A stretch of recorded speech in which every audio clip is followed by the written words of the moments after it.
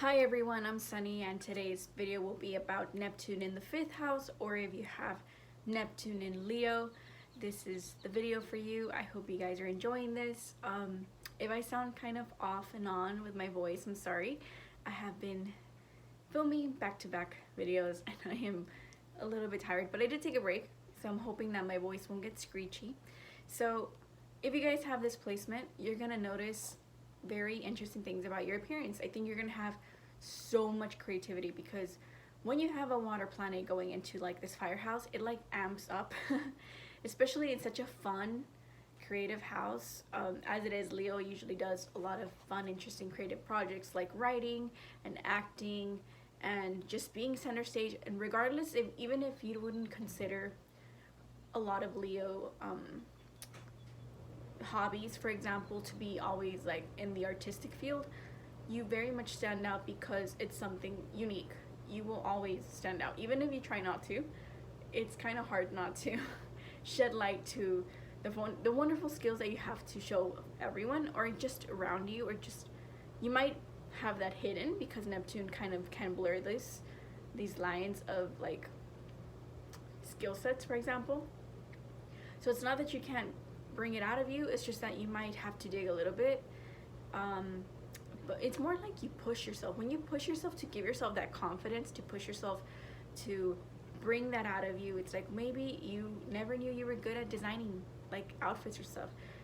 Maybe you never knew that you could have had a flamboyant taste. So it really is something that doesn't feel like usually the outer planet Neptune does take a long time to kind of feel it out. So because the spotlight is in this planet, I don't feel necessarily you would take that long compared to other placements of where this Neptune could be at, to actually seek out a lot of these 5th house themes, especially with creativity and stuff like that. So do keep that in mind. I keep wanting to say pile one, I'm so sorry. I'm so used to doing tarot pick a cards lately. So also keep in mind that your appearance is going to be very interesting. I think this is such a fun placement to have when it comes to how you decide to go about your appearance, because you want to be playful. It's such a playful energy. I could see you going from like, I want to be a diva, to a rock star. I want to be like, I mean, it's not as serious because I don't necessarily see you as being like a very businessy type of person and wanting to dress like that, but you can do the part. I think of it like Barbie, Barbie astronaut, Barbie chef, Barbie I don't know, teacher. Like I also think of like Life Size. I think it's called Life Size, from I think it's like the late 90s, early 2000s movie, the Disney movie with Lindsay Lohan and Tyra Banks. That I loved Tyra's outfits back in the day. I mean, I love that movie, but it was so like, it just brought the not the ethereal, because it is ethereal, but like what you assume to be inanimate, like dolls, to life, and it's like, wow.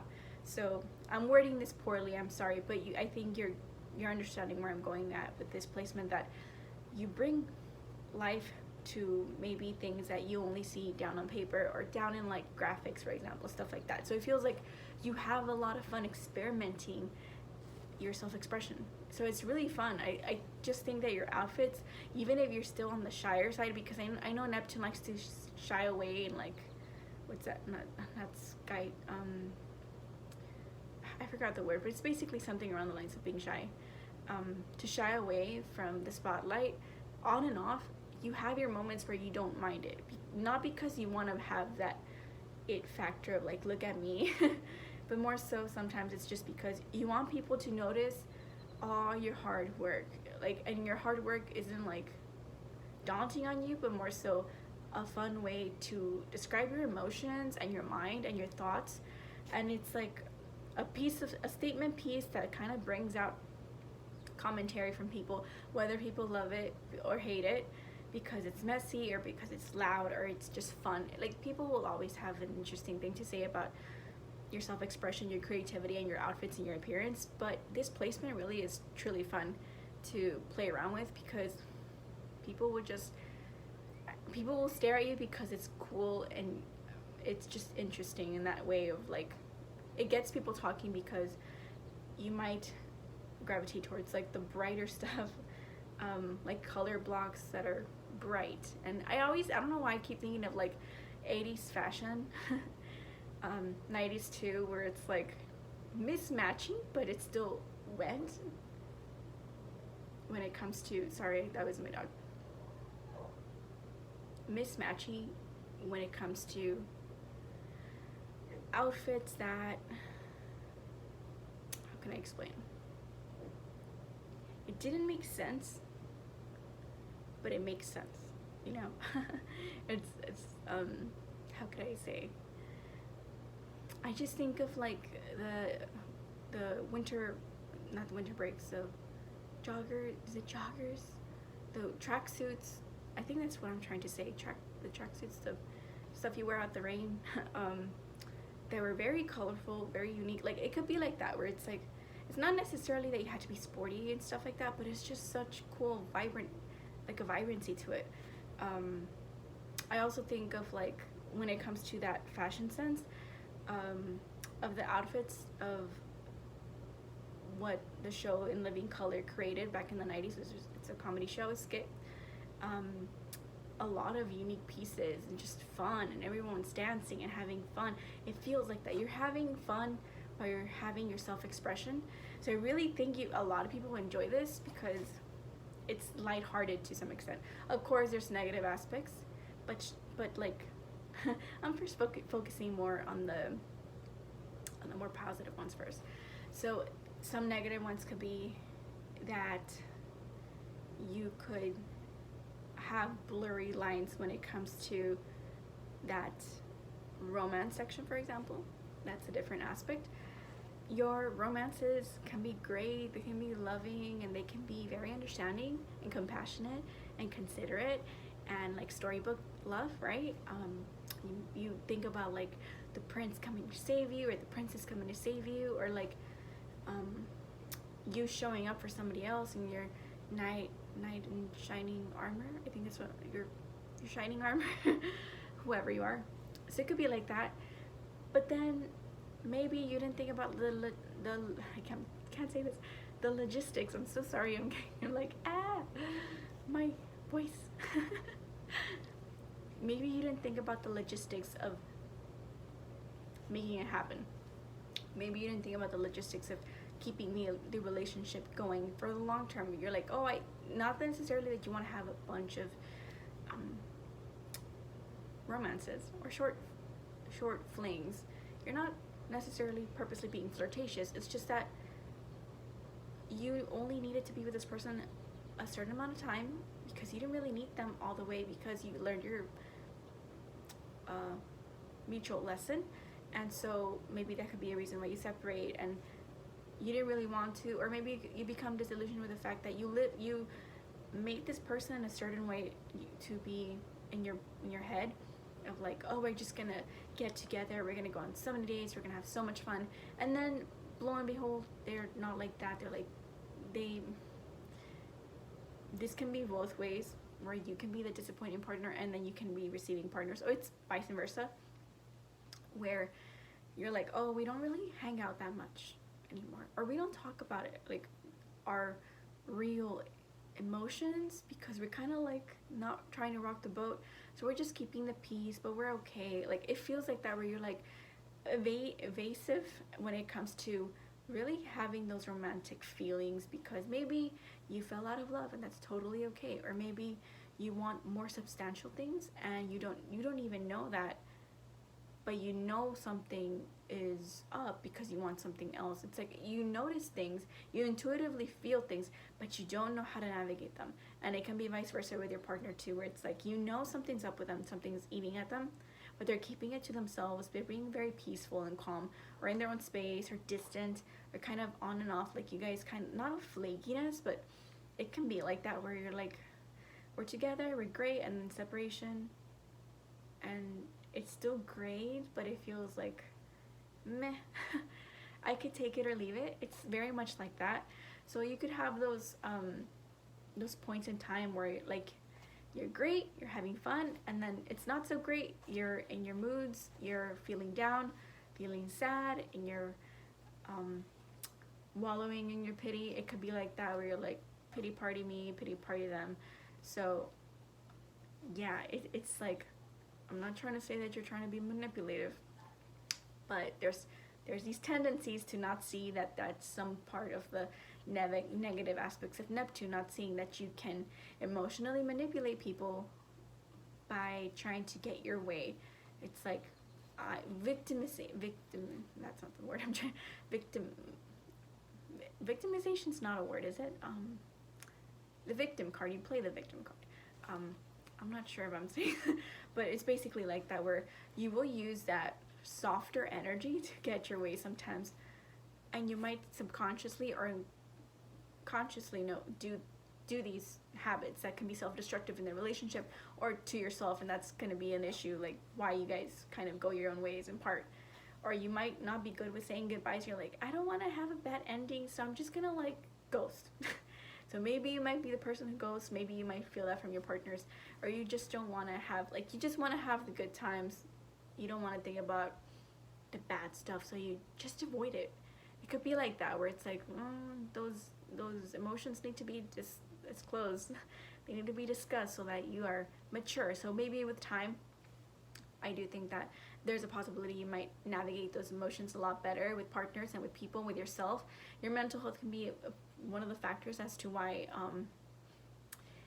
things can be great and things cannot be great with partners. The illusion of having partners too, people can think that maybe you're bumping, grinding with people, and behind closed doors, it's like no one's looking at you, no one's like trying to romance you. You're just kind of single and ready to mingle, but or maybe you're just purposely not meeting people because of the fear of getting hurt and stuff like that. Neptune is also the planet of fears, so some of those fears can be brought up to that when it comes to that, partners, creativity, fun, romance, things like that, or it's like, ugh, you try to avoid it. So it feels like you try to be in your safe bubble, and maybe you might have a hard time in trying to open yourself up to like the unknown and put yourself out there because it's scary. So navigating can be difficult but not impossible. I do think over time you might get the hang of it, but it's definitely one of those challenges that might be a little bit more difficult at first, and then you get the hang of it. But do keep that in mind. I think sometimes people might like struggle with this for their entire life, and there's nothing wrong with that. I think every placement has its pros and its cons, and it's really a matter of how you decide to face them and how you react to them and how you do things differently every time. So you learn a different way to approach things, and it's not always going to work the same way. So do keep that in mind for this one. So I think some really good points, not just there's people out there in the window you can hear.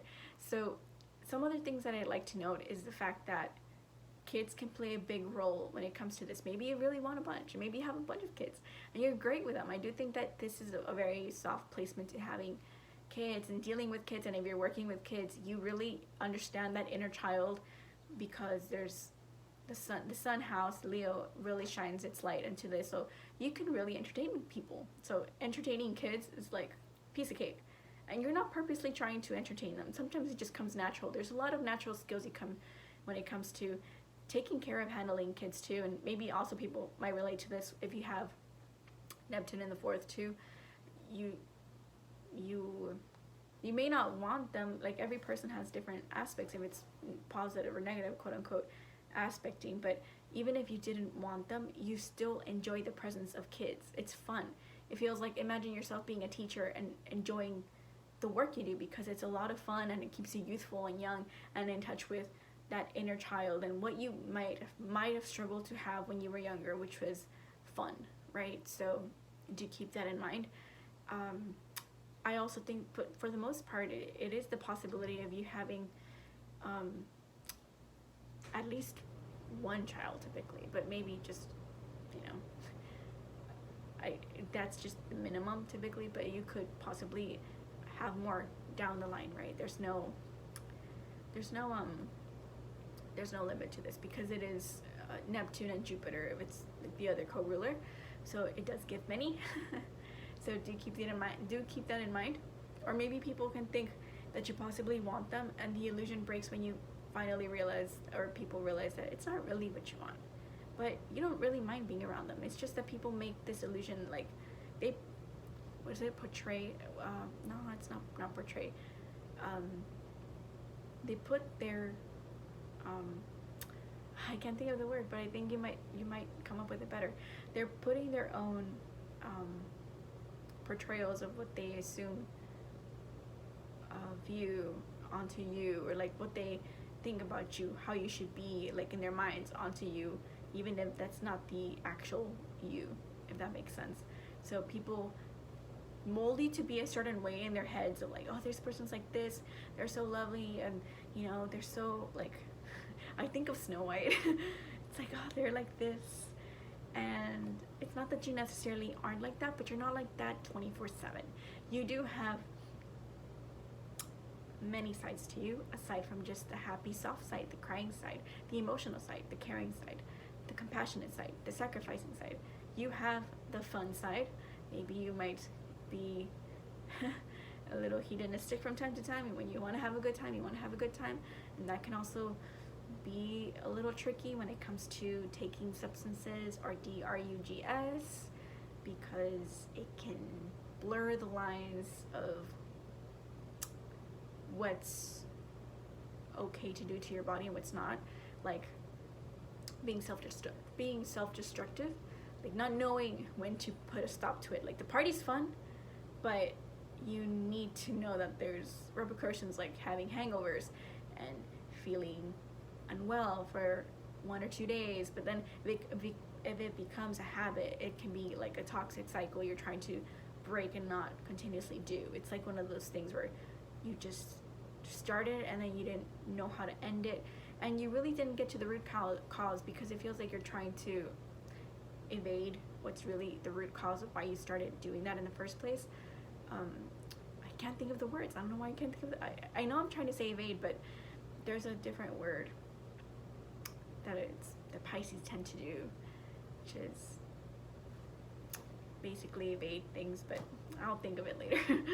Anyways, going back to everything else, I do think that even then, being under the influence of certain things like substances and stuff like that can get tricky, because people might want to take advantage of you when you're not coherent and not consensual, for example, if you get what I'm trying to say. So it could be like that.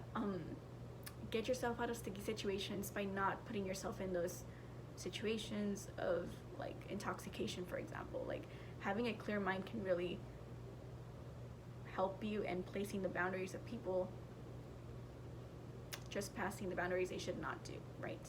So you might have a sense of what I'm trying to say, and people might fault you for that. Every Neptune placement will fault you for that. For example, in this placement, it would be people faulting you for, you know, looking like a certain way, like a party girl, for example, but just because you had one night of fun or whatever, people assume you're like that 24/7, and then when people see that, they just assume, oh, like, this person's a mess, right? So because they're a mess, they end up having a bunch of kids here and there, and then they just label you a certain way when you're not really like that. So it can be very hurtful when people take that in Neptune's negative aspect, where it's like you're supposed to take that challenge and I wanted to say shove it up there. Anyways, take that challenge by the horns and really make the best of it, in the sense that even though it's out of your hands, it's teaching you a lesson of how to build and grow from that. So do keep that in mind, that Neptune may not always put you in the best situations, but you can definitely place yourself in the best ones at the end of the day, if you try to not avoid it, because it is work. No planet gives you rewards without work. It's not that simple. But I do like that. So I do think I went to why I keep doing that. I try not to spend so much time on one specific placement of an example, but then I end up doing it. So I'll continue to write more because I'm trying not to go over too much of like the 20 minutes for each planet, for each house. So I will continue to write more of my notes that I wanted to say. So I hope you guys enjoyed this, and I hope you guys didn't get disappointed because I have been terrible with this keeping track. I noticed that with every planet series that I end up gravitating towards the qualities of those planets regardless of the house, and I'm like, whoops, Neptune kind of gets me kind of lost and confused even though I had written notes. But it's like that, you just lose track of time and you get like, you start from here and end up over here, so it's fine. So thank you guys for watching, and I'll see you soon. So bye everybody.